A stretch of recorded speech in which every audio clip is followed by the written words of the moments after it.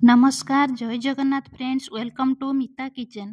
आज मु एमिति रेसिपी नहीं आसी जहाँ को खाइबारे बहुत स्वाद आसीबो आउ बनैबाटा भी बहुत इजी। एहाकू खाई पिलारू बड़ पर्यंत समस्ते तारीफ करिवे। एहाकू आमे स्नैक्स रूपे बा छोट पिलांकू टिफिन रे देई परिबा। चालंतु आरंभ करिबा ई रेसिपीटी। मु गुटिए कप छोट साबुदाना को 3 ରୁ 4 घंटा भिजेइथिली। आपण बड़ साबुदाना नेले ओवरनाइट भिजेई रखिबे। मु एठी गोटे कप साबुदाना रे 4 कप पानी दउची। आपण बड़ दाना नेइथिले बड़ साबुदाना नेइथिले एथिरे आपण 5 कप पानी देबे एवं अल्प टिके लूण दउची। पांपड़ रेसिपी रे सब बेले अल्प लूण देबे। एहा छाणीबा परे लुणिया लागे तो मु याकू कंटिन्यूअसली चलाउची काहेकि ना एथिरे बिंडा पड़ी जिवो। पांपड़ रेसिपी रे बिंडा पड़ी गले पांपड़ बनेबारे बहुत प्रॉब्लम आसीबो। तो मु याकू एमिति चलै चलै गाढ़ा करिवि। एबे मु गोटे चामच जीरा दे देली। जीरा को मध्य या संगरे भलो भाबरे मिसै नेबी।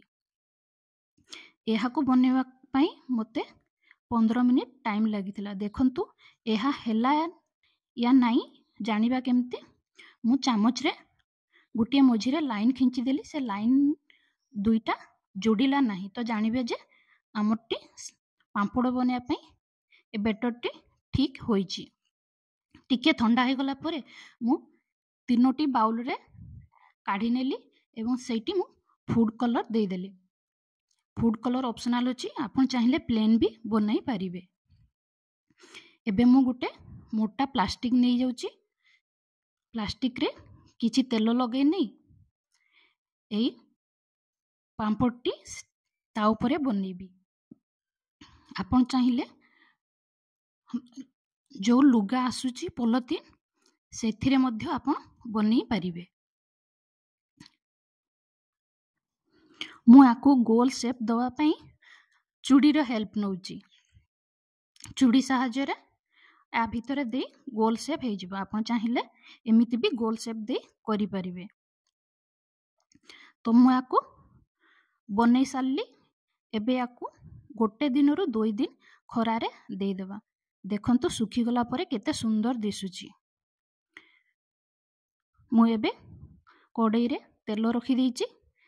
तेल गरम हो गला परे आमे याको एमिति छाणी नबा। बेसी तेल गरम करिवेनी, मीडियम आंच रे याको छाणीबे। आपण माननकु अनुरोध मोर वीडियोटी भलो लागिले प्लीज लाइक करिवे, सब्सक्राइब करिवे एवं शेयर करिवे। आउ भलो लागिला या नाई मते कमेंट माध्यम रे जणैबे। देखंतु पांपड़टी हमरो केते क्रिस्पी हेची एबे केते सुंदर दिसुची।